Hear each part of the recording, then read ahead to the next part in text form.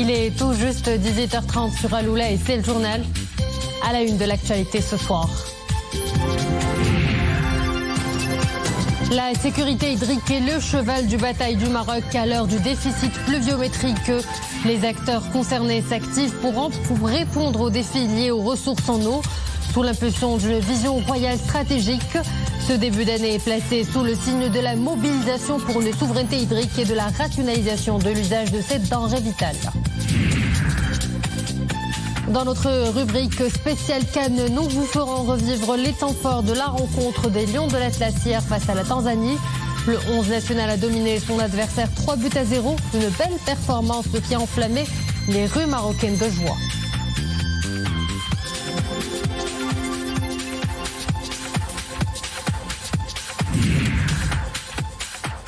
Morocco Tourism Awards, un événement qui rend hommage aux acteurs du tourisme. Une compétition qui fait rayonner la destination Maroc à l'international et qui promeut la reconnaissance de toutes ses compétences dévouées pour le développement du secteur touristique national.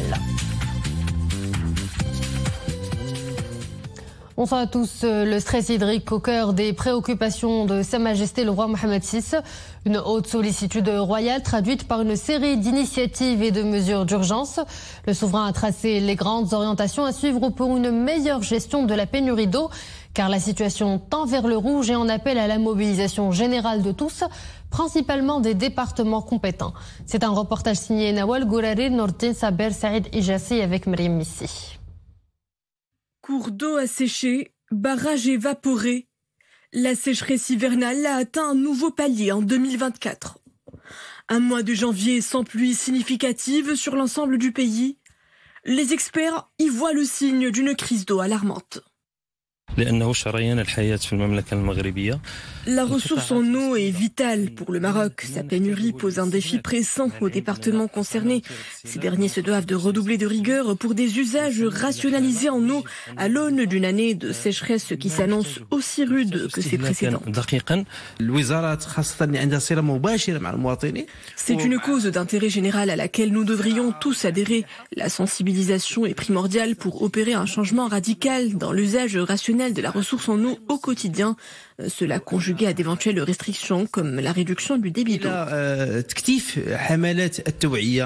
La problématique de l'eau prend désormais une dimension stratégique. Elle est l'objet d'une vision royale anticipative qui met sur la table des départements compétents un plan d'urgence. La voie est toute tracée vers une nouvelle génération de stratégies hydriques pour tous les écosystèmes qui gravitent autour. L'heure est à l'action. Les ministères compétents ont à charge d'instaurer un changement de paradigme aussi bien auprès des citoyens que des agriculteurs. Il est question de bannir les cultures hydrovores en faveur de cultures peu gourmandes en eau et à fort rendement. Acheminer les eaux d'irrigation au monde rural sera d'un grand impact pour l'agriculteur. Elle aidera à adopter les techniques à très faible débit, dont l'irrigation par goutte à goutte. Recourir aux innovations et aux nouvelles technologies, un levier pour la gouvernance de l'eau. Sur un total de 750 000 hectares, seulement 400 000 hectares sont des surfaces agricoles cultivées. Pour en parler avec nous ce soir sur le plateau, Hamou Ben Saïdout, directeur général de l'hydraulique au ministère de l'équipement et de l'eau. Monsieur Ben Saïdout, bonsoir. Bonsoir madame. Nous venons de le voir dans le reportage. Le Maroc traverse une période de sécheresse aiguë. Sa Majesté le roi en appelle à l'action et à la mobilisation de tous les secteurs concernés. Quels sont les points forts du plan d'action engagé à cet effet ? Alors, avant de répondre à votre question, j'aimerais juste rappeler que nous sommes en train de vivre une situation inédite au Maroc, une situation climatique inédite. 6 ans de sécheresse consécutive, une chaleur avec un dépassement de la moyenne de 1,8 degré, et donc c'est un impact sur l'évaporation de l'eau dans les barrages. Et bien sûr, les points forts du plan qui a été engagé peuvent être expliqués à 3 niveaux. Le premier niveau, c'est bien sûr la politique anticipative de gestion des ressources en eau qui a été menée par notre pays sous la conduite éclairée de feu Sa Majesté Hassan II et qui a été bien sûr consolidée par Sa Majesté le roi Mohamed VI, que Dieu l'assiste. Le deuxième niveau, c'est le programme national 2027 qui a été initié en 2020, qui a permis d'accélérer les investissements dans le secteur de l'eau et bien sûr de lancer un certain nombre de projets. Et le troisième et dernier niveau, c'est les mesures urgentes qui ont été lancées en 2021 et qui ont permis d'assurer la sécurité hydrique et d'approvisionner un certain nombre de villes et de centres en eau potable malgré, je dirais, la situation climatique très difficile. Et le dessalement de l'eau de mer est aussi l'une des solutions majeures pour faire face à la pénurie d'eau. Le Maroc vise une production de 1,4 milliard de mètres cubes d'eau de mer dessalée d'ici 2030. De quelle manière comptez-vous atteindre cet objectif ? Alors, effectivement, l'axe de recours aux eaux non conventionnelles est un axe important dans le plan d'urgence qui a été présenté hier aux souverains. Il faut dire que nous ne partons pas de rien. Actuellement, nous avons pratiquement 15 stations de dessalement qui délivrent un volume annuel de 200 millions de mètres cubes par an, dont 85 millions est réservé à l'eau potable. Et on peut dire que pratiquement 2 millions d'habitants sont actuellement alimentés à partir du dessalement. Également, nous avons 5 stations en cours de construction actuellement avec un volume de 138 millions de mètres cubes. Et en 2024, sera donné l'envoi des travaux pour d'autres stations, de grandes stations. Je parle de la station de Casablanca avec une capacité à terme de 300 millions de mètres cubes. La station de l'Oriental avec une capacité de 250 millions de mètres cubes.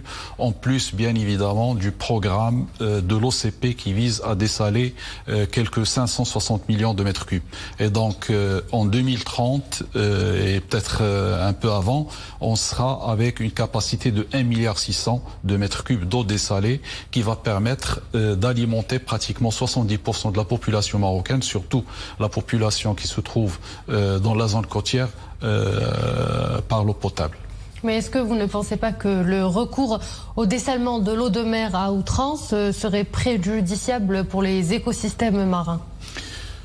Alors, nous avons la chance d'avoir la majorité des stations de dessalement qui sont projetées sur l'océan Atlantique. Et l'océan Atlantique est connu par ses courants forts. Et de ce point de vue-là, il n'y a pas un grand risque. Pour la Méditerranée, nous avons actuellement la station de Hoceima et la station projetée de la station de l'Oriental, et nous menons des études d'impact environnemental pour essayer de minimiser les impacts sur le milieu marin. Et bien évidemment, il y a aussi dans le cadre de la recherche scientifique des études pour la valorisation des saumures au lieu de les rejeter en mer. Et donc globalement, on n'aura pas beaucoup de soucis de ce côté-là. Et autre solution alternative, c'est celle du traitement des eaux usées pour l'arrosage des espaces verts et l'irrigation des terres agricoles. Le recours aux innovations et aux technologies nouvelles s'impose dans ce cas. Tout à fait. Nous avons un objectif d'atteindre 100 millions de mètres cubes d'eau usée, réutilisée. Actuellement, la réutilisation se fait plus dans le domaine de l'arrosage des espaces verts et des golfs, et un peu au niveau de l'agriculture, surtout au niveau de l'arboriculture. Mais bien sûr, le chantier des innovations technologiques et de la recherche scientifique est lancé dans ce domaine pour pouvoir aller de l'avant avec la réutilisation des eaux usées pour une utilisation intensive dans l'avenir, dans l'agriculture aussi. Et Sa Majesté le Roi a privilégié une communication transparente à l'adresse des citoyens sur l'évolution de la situation hydrique et des actions de sensibilisation de préservation de l'eau. Comptez-vous lancer des capsules ou des spots sur cette thématique majeure ? Oui, effectivement, c'est un axe très important de communication autour de la problématique de l'eau et des mesures qui sont mises en place et des mesures qui doivent être mises en place. Et dans ce cadre, le ministère de l'Équipement et de l'eau a mis déjà en ligne une plateforme qui s'appelle Medialna, qui permet de communiquer et de donner toutes les informations en rapport avec la problématique de l'eau et justement aussi pour faire face aux fake news et aussi pour encourager tout ce qui est innovation dans le domaine de l'eau et aussi pour encourager les bonnes pratiques en matière d'économie de l'eau. Monsieur Hamou Ben Saïdout, directeur général de l'hydraulique au ministère de l'Équipement et de l'eau, je vous remercie d'avoir été l'invité du journal. Merci madame pour l'invitation. Nous sommes en plein hiver et en cette période, diverses maladies saisonnières et virus pointent le bout de leur nez. Le Covid-19, la grippe, la rhinocinuite et la bronchiolite. Chez les enfants, les spécialistes recommandent la vaccination pour les personnes les plus vulnérables. À Casablanca, c'est un reportage de Leila Asli, Abdelrahman Ziyan et le commentaire est de Maria Aouad. Elle sévit dans plusieurs régions du Maroc, entraînant avec elle une toux sèche et douloureuse et des maux de gorge parfois intenses. La grippe saisonnière et ses variants touchent aussi bien les adultes que les enfants. Autre virus qui gagne du terrain, le Covid-19 et son variant, XBB. Autant dire que la prudence est de mise car la circulation des maladies respiratoires s'intensifie en ce mois de janvier. En ce moment, le virus de la grippe est assez virulent car il s'agit de la souche influenza. Je reçois également des patients covidés et des enfants souffrant de bronchiolite. Les patients asthmatiques doivent redoubler de vigilance car ils sont très enclins à faire des pneumonies ou des détresses respiratoires. Plus grave, le VRS ou virus syncytial infecte le plus souvent les poumons et est très contagieux. Il se propage par les gouttelettes en suspension émises dans l'air, d'où l'utilité de porter un masque. Il ne faut pas avoir peur car les cas critiques sont peu nombreux et il s'agit la plupart du temps de personnes âgées avec des comorbidités. Certes, les personnes asthmatiques ou atteintes de maladies chroniques doivent faire attention, mais tout est parfaitement sous contrôle. Hautement contagieux, les virus grippaux demeurent un défi de santé publique à travers le monde. Qui plus est, en ce mois de janvier. Un seul mot d'ordre demeure, la prévention et la protection de nos aînés et des plus fragiles. Place tout de suite à notre rubrique Cannes 2023. Les Lions de l'Atlas ont rugi hier pour leur premier match face à la Tanzanie en signant une victoire écrasante, 3-0. La performance des protégés de Walid Regragui a suscité une liesse populaire aux 4 coins du pays. Et c'est ce que nous allons voir avec Boubkar Benabred dans sa capsule spéciale Cannes.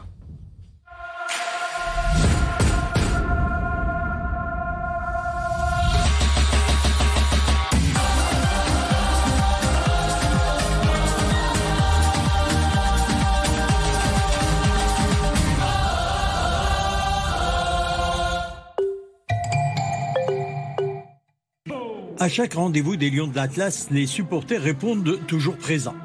Hier soir, au stade Laurent Poco de San Pedro, ils ont exprimé leur passion et leur soutien habituel et inconditionnel au 11 national. 13 mois après leur épopée historique lors de la Coupe du Monde au Qatar, les protégés de Walid Regragui ont su de nouveau mener la danse. La sélection nationale de football a signé une belle entrée en lice dans la compétition, malgré une légère pression exercée par les Tanzaniens. Les Lions de l'Atlas ont tenté de défaire la défense tanzanienne grâce à une action de Youssef Nseri dès la 9e minute qui n'a pas trouvé la lucarne avant que Hakim Ziyech ne tente une passe en profondeur, éloignée par la défense. Poison dans la défense tanzanienne justement. Abdsamad Zelzouli a à plusieurs reprises manqué le dernier geste. Les Lions de l'Atlas sont parvenus à faire sauter le verrou de la défense tanzanienne à la 30e minute grâce au capitaine Romain Seyss qui a repris un coup franc direct exécuté par Hakim Ziyech et repoussé par le gardien tanzanien.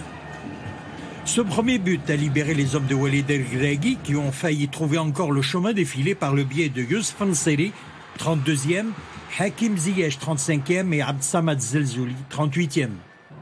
La seconde période a été marquée par un sursaut des Taifa Stars avec une occasion non concrétisée à la 67e minute avant l'expulsion de Novatus Mirouchi à la 70e minute.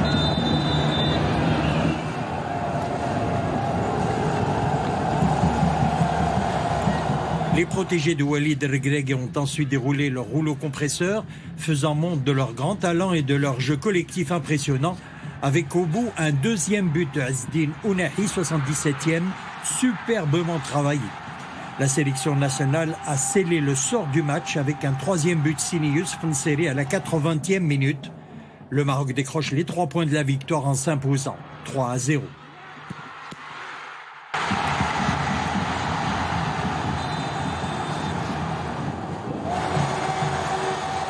Quand on voit les résultats depuis le début de la compétition et puis l'attente que génère notre 4e place à la Coupe du Monde, on savait qu'on était attendu. C'est des matchs qui sont pas faciles. On voit que la température, l'humidité va jouer un rôle important dans cette compétition. On apprend à jouer avec cette température. On sait qu'il y a des temps forts, des temps faibles. Il va falloir accepter de temps en temps de ne pas avoir la possession, de pouvoir gérer les efforts. Les joueurs ont appliqué ce qu'on voulait. On est capable d'être létal, on est capable d'attendre. On a plusieurs flèches à notre arc. C'est bien, on a du monde sur le banc. Maintenant, il faut qu'on grandisse au cours de la compétition. Avec cette large victoire lors de leur premier match de la CAN 2023, les Lions de l'Atlas confirment leur bonne santé et détermination à aller de l'avant. La sélection nationale affrontera le 21 janvier son homologue de la RDC avant de croiser le fer avec la Zambie le 24 du même mois.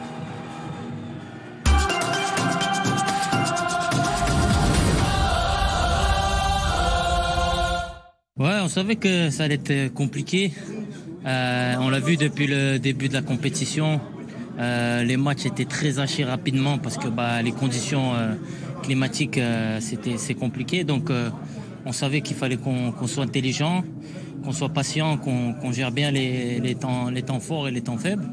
Et c'est ce qu'on a plutôt bien fait. Alhamdoulilah, on est content. On prend les 3 points, on met 3 buts. On garde le clean sheet, très important, rester solide. Et voilà, on va monter en puissance et c'était important de gagner ce premier match. Oui, mérité. L'équipe a fait un bon match. Je pense que c'est ce qu'on voulait faire et ça a été maîtrisé. Tout a été maîtrisé ce soir, donc c'est parfait pour commencer la compétition.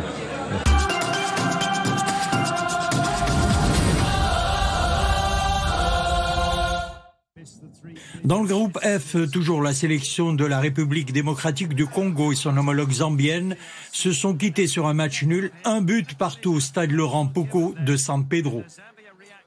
Kings Kangwa a ouvert la marque pour la Zambie, 23e minute, après une grosse erreur du gardien Pazi.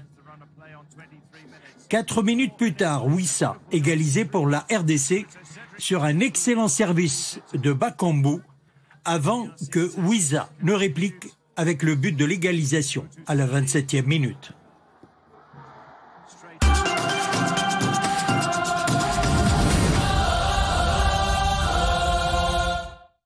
Nous sommes très heureux. Ce résultat est un très bon début. Espérons le bien pour la sélection marocaine.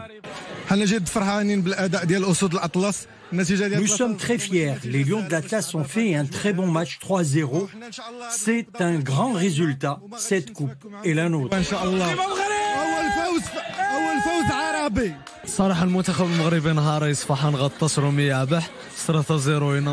Le score 3-0 est un très bon résultat. Tous nos encouragements pour la sélection nationale.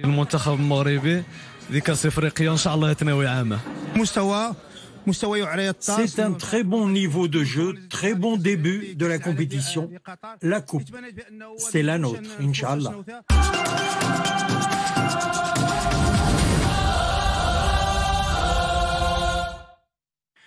Au terme des 2 premières rencontres du groupe F, rappelons que le Maroc donc a écrasé la Tanzanie 3-0. La République démocratique du Congo a fait match nul avec la Zambie, 1 but partout. Au classement général, le Maroc occupe la première place avec 3 points, suivi de la RDC 1 point, 3e la Zambie 1 point, fermant la marche 4e position, la Tanzanie 0 point.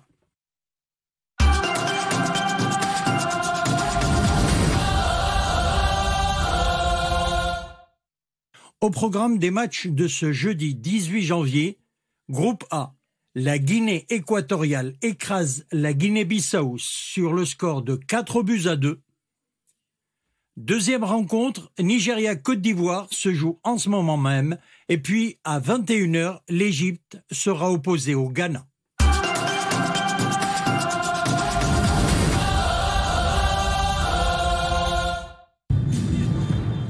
Et pour le plaisir des yeux, avant de refermer cette rubrique Cannes 2023, retour sur les buts des Lions de l'Atlas après la victoire face à la Tanzanie 3-0 hier soir au stade Laurent Poco à San Pedro.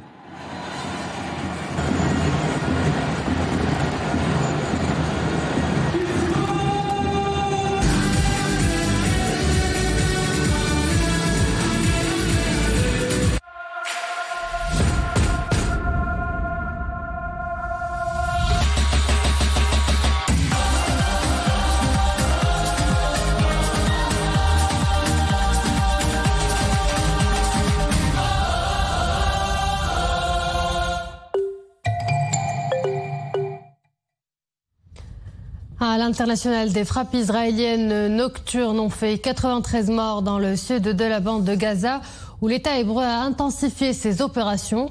L'armée israélienne poursuit également ses raids en Cisjordanie, en particulier à Tulkaram, où un homme de 27 ans a été tué d'une balle dans la poitrine. Le dernier bilan du ministère de la Santé du Hamas annonce un bilan de plus de 24 600 personnes tuées depuis le début de l'offensive et plus de 61 800 blessés. Direction l'Allemagne qui fait face à un épisode hivernal rigoureux.